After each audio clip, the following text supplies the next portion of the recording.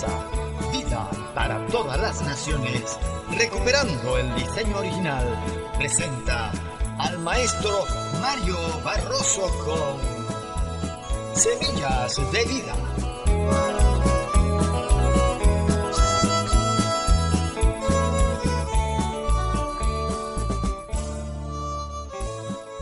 Saludos y bendiciones a los amantes de la palabra de Dios.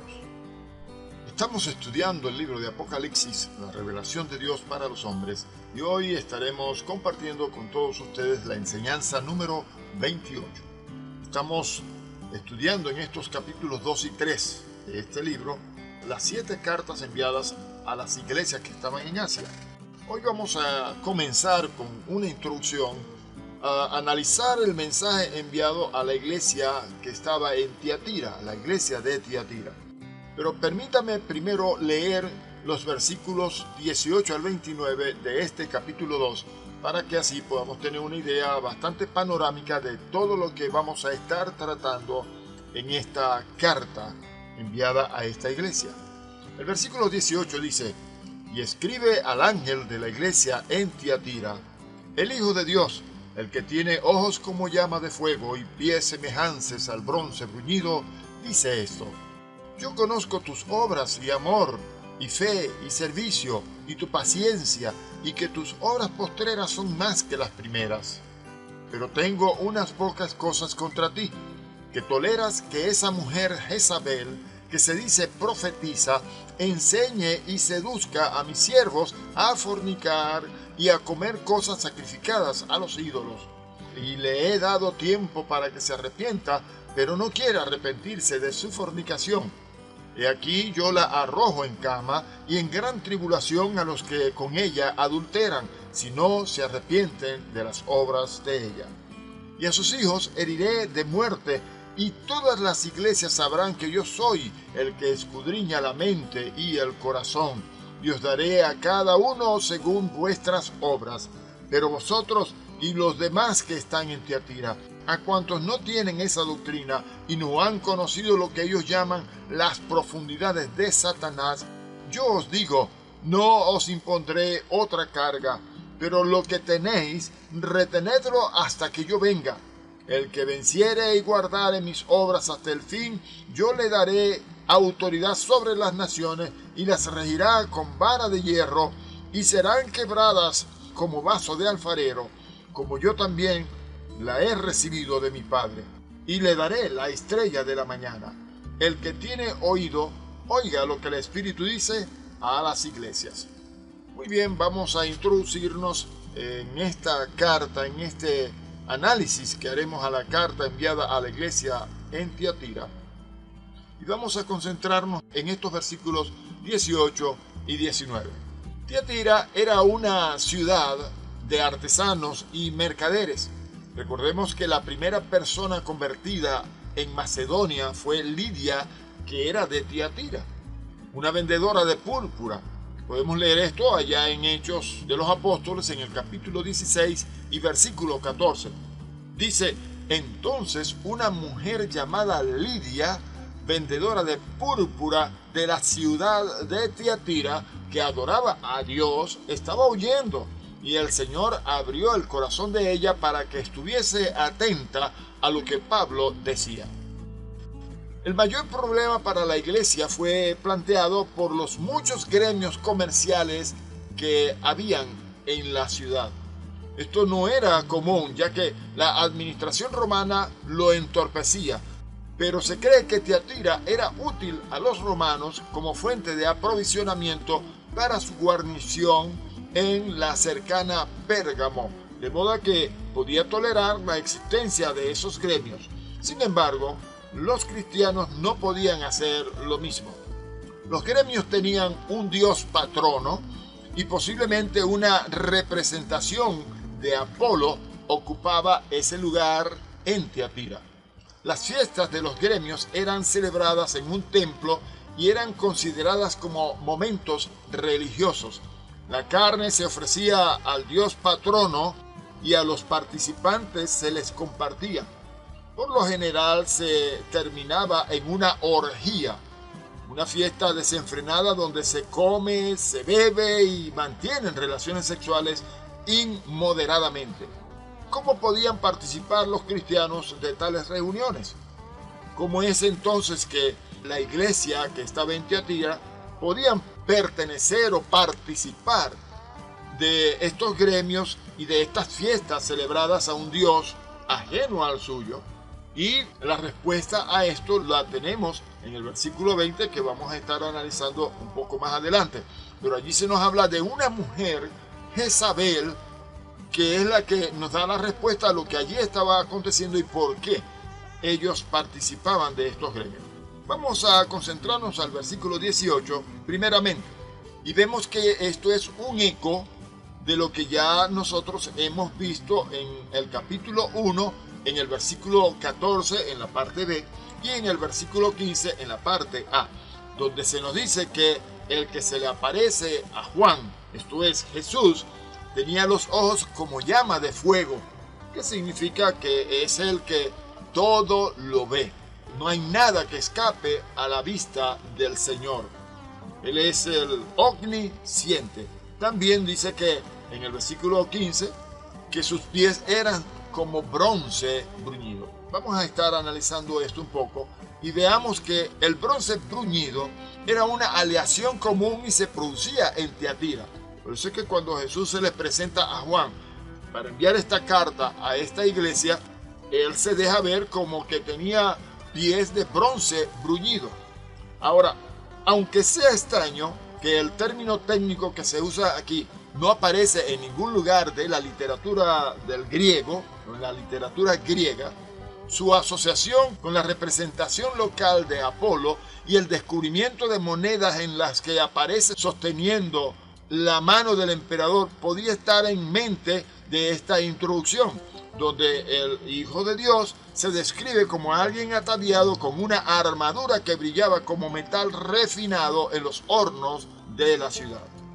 Las obras mencionadas en el versículo 19, permítame leerlo un momento, dice: yo conozco tus obras y amor y fe y servicio y tu paciencia y que tus obras postreras son más que las primeras. Así que estas obras que se mencionan aquí son significativas para comprender que es aceptable a Dios y cuál debe ser la interpretación del juicio de acuerdo a estas obras. Podemos ver en los versículos 12 al 14 del capítulo 20 de este mismo libro que vamos a ver cómo estas obras repercuten en lo que el Señor tiene preparado para la iglesia. Vamos a leer aquí en Apocalipsis 20, los versículos 12 y 14. Dice: y vi a los muertos, grandes y pequeños, de pie ante Dios, y los libros fueron abiertos, y otro libro, préstele atención a esto, y otro libro fue abierto, el cual es el libro de la vida, y fueron juzgados los muertos por las cosas que estaban escritas en los libros según sus obras. Así que ya vamos a entender aquí que estas obras pueden tener repercusión en lo que cada cristiano está haciendo con su vida. El verso 13 dice: y el mar entregó los muertos que había en él, y la muerte y el Hades entregaron los muertos que había en ellos, y fueron juzgados cada uno según sus obras. Y la muerte y el Hades fueron lanzados al lago de fuego. Esta es la muerte segunda. Aquí hay algo que nosotros debemos entender. Por supuesto, en este grupo que va a ser juzgado por el Señor según sus obras, no vamos a encontrar incluida a la iglesia. La iglesia va a tener otro juicio que nosotros conocemos como el Bimá, el tribunal de Cristo, que no es un juicio para condenación ni para enviar a nadie a este lugar llamado lago de fuego que arde con azufre. Pero nosotros podemos entender entonces que en estos versos leídos del capítulo 2, en el versículo 19, las obras que estos hagan también van a producir o van a significar el galardón que los cristianos van a recibir cuando estén en el Bimá de Cristo, en el tribunal de Cristo. Las obras, podemos decir, no salvan a nadie, pero los salvos deben tener obras. Yo no entiendo cómo hay pastores por allí que piensan que hacer obras a favor de aquellos que están necesitados es algo que no se debe hacer. Hay pastores que juzgan a otros que si tienen obras, que se encargan pues de hacer provisión para los necesitados, de dar comida al hambriento, de vestir a los que están desnudos, etcétera, etcétera.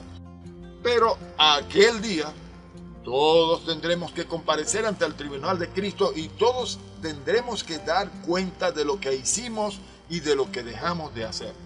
Aquí hay algo también muy interesante, y es que esta iglesia que estaba creciendo en su servicio a Cristo, en el versículo se dice, y que sus obras postreras son más que las primeras, quisiéramos resaltar que no era por obras que nosotros hagamos que entraremos al reino de los cielos, porque está escrito en Efesios capítulo 2, versículo 9, no por obras para que nadie se gloríe. Así que esta iglesia tenía muchas obras, pero su vida de santidad estaba contaminada. Y esto lo vamos a ver.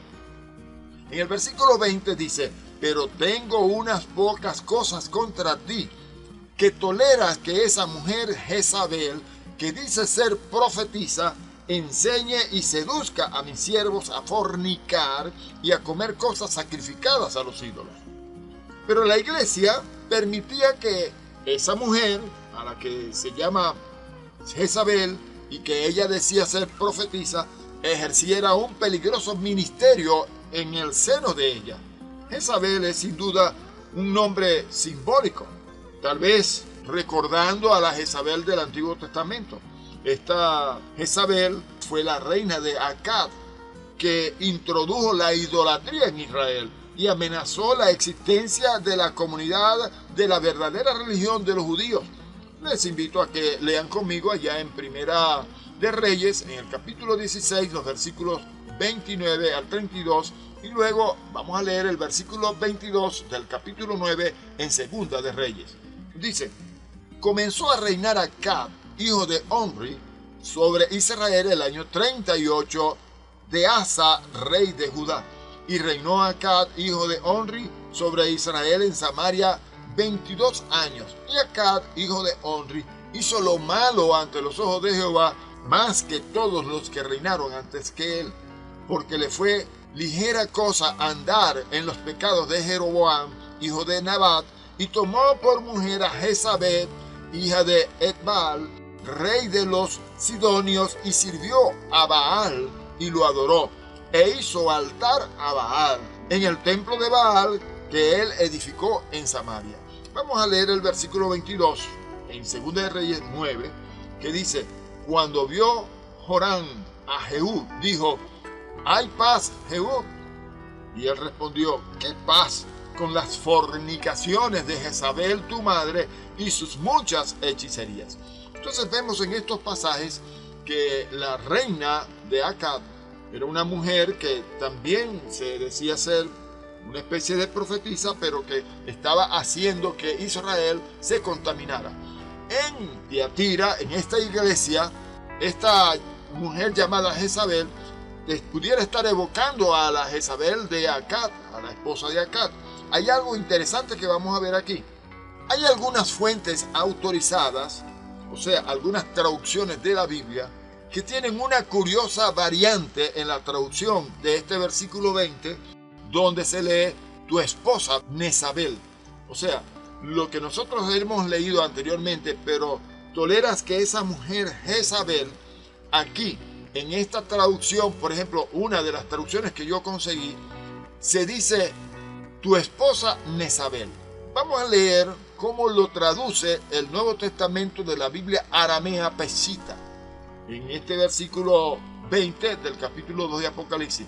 Dice, pero estoy contra ti, por cuanto has permitido que tu esposa Jezabel, que dice ser profetisa, enseñe y seduzca a mis siervos a cometer prostitución y a comer cosas sacrificadas a los ídolos. Aquí dice en esta traducción que Jezabel era la esposa del obispo o del pastor, al que Jesús llama en el capítulo 1 ángel de la iglesia. Ahora, hay otras traducciones que lo traducen tu esposa Nezabel. La gran mayoría de los comentaristas y estudiosos de la Biblia dicen que es improbable que eso sea correcto, o sea que la traducción no puede ser correcta, pero nos deja que pensar porque refleja la idea de que la profetisa pudo haber sido la esposa del ángel de la iglesia, o sea, de su obispo o pastor. Esta Jezabel pudo haber sido de la orden de los Nicolaitas, de los cuales vamos a estar hablando en estas cartas, y pudo haber estado alentando a los miembros de la iglesia a no tener escrúpulos para participar en las reuniones o fiestas de esos gremios y dedicarse libremente a la inmoralidad sexual y a comer lo sacrificado a los ídolos, como hacía aquella Jezabel del Antiguo Testamento, esposa de Acab. Esto es típico de la actitud de ir más allá de la moralidad de los gnósticos libertarios. Hoy en día también hay mucha gente en las iglesias y hay muchas mujeres que dicen ser profetisas, esposas de los pastores de las iglesias, que también están enseñando cosas raras. Continuaremos con este estudio en la próxima enseñanza. Dios les bendiga.